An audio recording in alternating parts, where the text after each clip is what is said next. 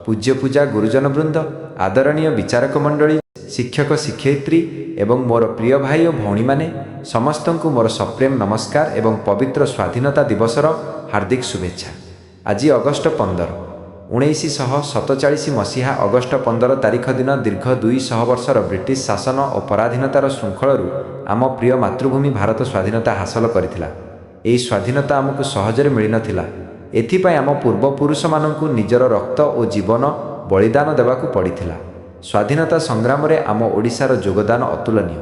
भारतर प्रथम स्वाधीनता संग्राम 1857 बहु पूर्वरु 1817 मसीह खोर्धामाटी सृष्टि होइतिला पाइक विद्रोह। एहार महान नायक बक्सी जगबंधु ब्रिटिश सेना विरोध में आपसहीन संग्राम करी इंग्रेज सरकारक भित्तिभूमि हलई देइथिले।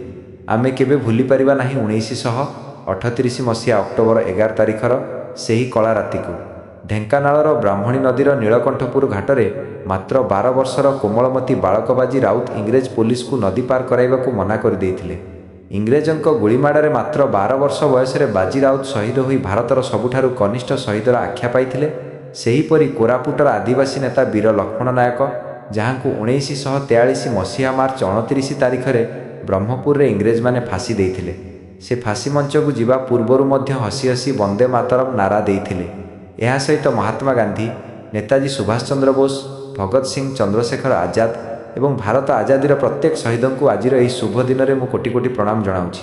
आज आम देश स्वाधीन, किंतु आमर संग्राम शेष होना। देशर अशिक्षा, गरीबी और दुर्नीति को दूर करने एवं भारत को विश्वर श्रेष्ठ देश कर गढ़ी तोड़ा आम युवपीढ़ीर मुख्य कर्तव्य।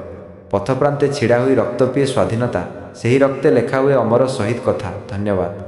जय हिंद, जय भारत, वंदे उत्कल जननी।